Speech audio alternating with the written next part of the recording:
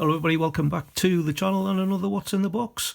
Now before we get started, don't forget to hit the like button, comment and subscribe. Currently, as I record this, I'm on 699 subscribers, working towards that 1,000, which hopefully I might reach sometime this year.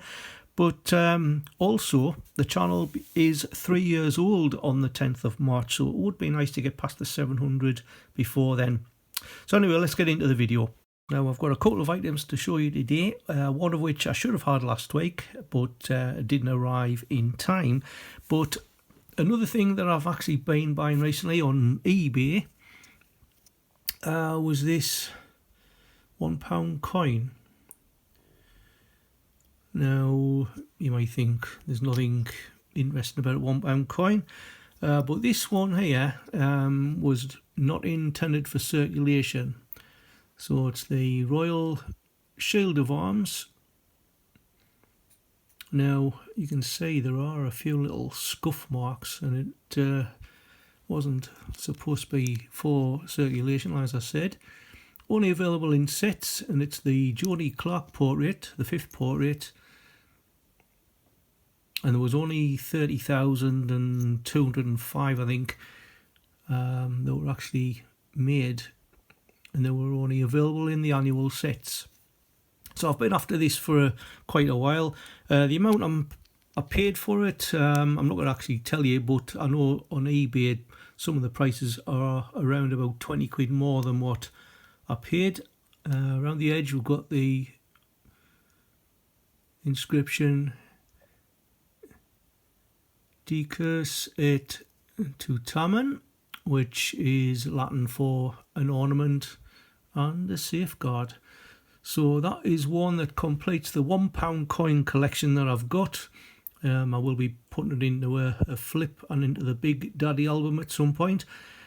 Technically I still am needing one more £1 coin, and that was a double pack that had the £1 coin that had the crosslets in it, but they are going for silly money. So anyway, that's the first thing. The second thing arrived 2 days after I did the video for last week's What's in the Box, so you'll know what it's going to be. So I haven't opened it yet, so let's get straight into it. It's that sound that we like to hear. Just check, make sure there's there's a bit of evidence. Oh, got a change check card as well. So I did get the annual set from Change Checker. I am considering getting the annual set as well from the Royal Mint at some point, but I'll probably wait a little bit later on when the definitives come out. And we'll see what's what. Anyway, I'll just keep that to one side for the moment. We'll scratch that off in a second. So I'll give you my takes on these coins one by one. So I'll take the first one out and we'll have a look at them in more detail. Well, this one here celebrates the National Health Service 75 years, which will happen on the 5th of July this year. Now, the design was done by Alice Ledyard, and it's not a favourite of a lot of people. Just words on a coin, similar to the Brexit. It doesn't seem to have been much thought put into this at all. I know there's a few other people done videos already, and they've said exactly the same.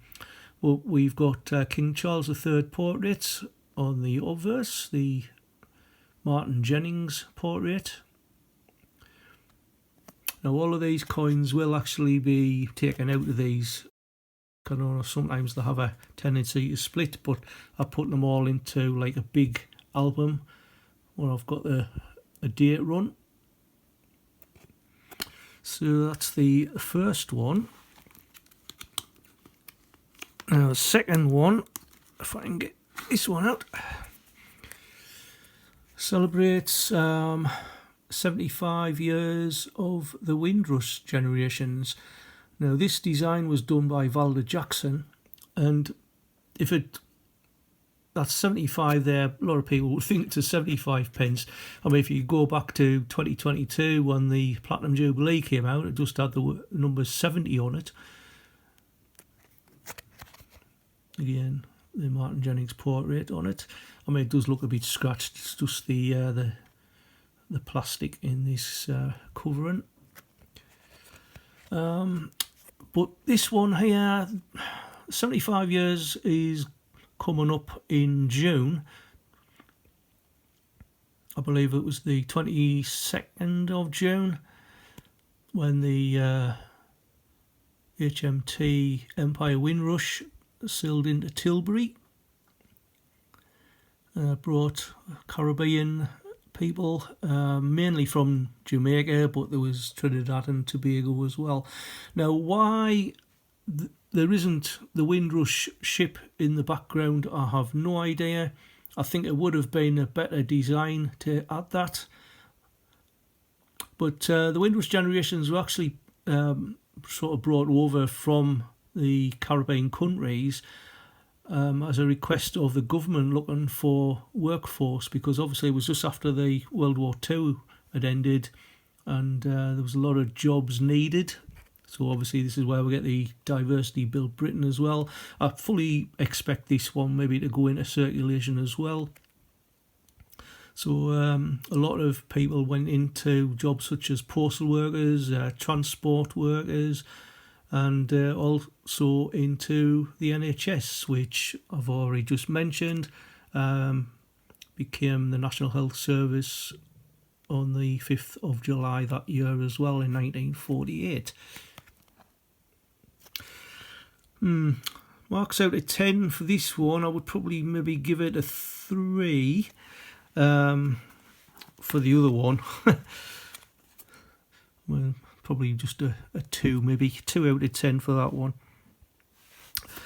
Then the next up, doing a £5 coin here. This is celebrating King Charles III's 75th birthday. Now that's not coming up till the 14th of November this year, so quite a few months before that happens. Now this design was done by Dan Thorne. I know I've already gone over this coin in the past along with the others in like a preview before these were actually released. But the flowers are supposed to be delphiniums, which is King Charles III's favourite flower. And also we've got the sort of dragonfly, we've got a bee, and then we've got a ladybird right at the top. Right, zoom in a bit further, you can get a bit better detail of it. Also you've got 1948, his year of birth, and this year of 75 years, 2023. Again, got the Martin Jennings portrait on the obverse. I'm not very happy about this plastic getting scratched, but as long as the coin's alright, it is fine. So it's not split at all. So I'll probably quite happily give that maybe a 7 out of 10. I quite like £5 coins, as you know. Now the next one. Now this has just celebrated 100 years since it went into service, and that's the Flying Scotsman. Now I have actually ordered this in the coloured brilliant uncirculated version as well, thanks to Smithy, because I thought the brilliant uncirculated ones weren't going to have the colour. I thought it was only going to be like silver proofs and above. But Smithy sort of pointed out that he just ordered one and it arrived, so I've jumped straight on the website and ordered one. Hopefully that will arrive in a couple of weeks' time. Now the Flying Scotsman, the LNER number, that's London and North East Railways. The number there, 4472. It wasn't its original number, it was 1472. And I think the number now is something like 60301 because it's been put into service, taken out of service, put back into service. And on the 7th of June this year, if you're living down Newport, Cardiff way, apparently the Flying Scotsman is going to be passing through there. A little journey from London all the way through to Cardiff. This design was done by John Bergdahl, who normally does designs for like the £5 coins and amongst others. There's the obverse. Now this is a difficult one for me because it isn't my favourite out of them, but it's very, very close. I can't give any coin a 10 out of 10. This one is probably bordering on maybe 8.5 to 9, in my opinion. I mean, the Flying Scotsman actually nearly never ever came back into the UK because way back in the 60s it was taken over to the United States. I think they were showing the engine off there, but the owner became bankrupt, so it took a little while before a buyer came in to help get the locomotive back across to England. Right, so the last one we've got to look at, which doesn't want to come out at all. There we go. This is my favourite of the lot. That's the J.R.R. Tolkien. So this celebrates his sort of works. 50 years since he passed away in 1973. So we've got the year of his birth, 1892. 1973 is year of death. So in the middle we've got the monogram, or his monogram, J.R.R. Tolkien. Got this lovely runic design around the inner part. And we've got the writer, poet, scholar. Actually, I forgot to mention the Flying Scotsman does have an edged inscription. I don't know if you can, well, it's going to be difficult to see, but it's it does actually say "Live for the journey." This one also has an edge inscription. The edge inscription is from The Hobbit: "All those who wander are not lost."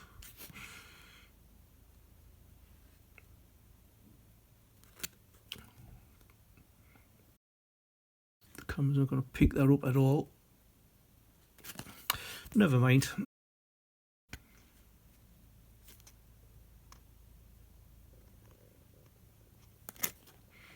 Now we've got King Charles portrait on again. It looks like it's got a double head, that, doesn't it? Because of the way the plastic's reflecting the light. Got a crease up here. Like I say, these are going to be taken out of the, oh, look at that, respective packaging. That one, I'm definitely going to give that a 9 out of 10 because it is my favourite out of all of them. But we've got this little scratch card to do today. Now, those of you who are in the know will remember that it is the 10th anniversary of Change Checker, celebrating 10 years, and they're issuing these gold cards, of which there are 10 of the original designs. I think there's some of them are actually more up-to-date ones, because I think the Platinum Jubilee and Pride might be in there as well, so they're not all the originals. But the Cube Gardens that I know of, there's the D-Day. So I'll just bring this back in. I like using Dan's medallion here because it does scratch off pretty nicely. What do we have? And it looks like we've got a Pride coin.